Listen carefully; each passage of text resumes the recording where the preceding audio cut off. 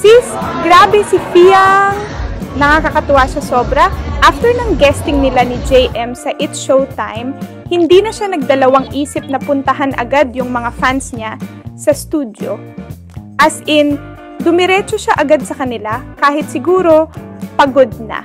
May mga nagsabi pa nga na parang tumakbo siya para lang makalapit sa mga nag-abang sa kanya. Ang cute ng moment kasi super smile siya habang nagpapapicture. Mag-subscribe ka na for more videos. Ang saya rin ng mga fans kasi hindi nila in-expect na lalapit talaga siya.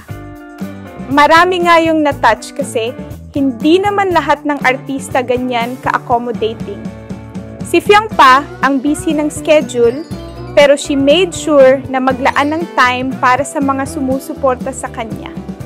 Kaya ang lakas din ng sigawan sa studio, talagang ramdam mo yung pagmamahal nila kay Fiang. Kaya naman, hindi na nakapagtataka kung bakit sobrang mahal siya ng fans niya. Yung ganitong klaseng artista na hindi nakakalimot, ibang level. Ang galing din ng connection niya sa mga supporters niya, parang super genuine. Sis, kung ako nga fan, ang saya ko na. Sana lagi siyang ganyan para mas lalong dumami ang nagmamahal sa kanya, mga ka-showbiz.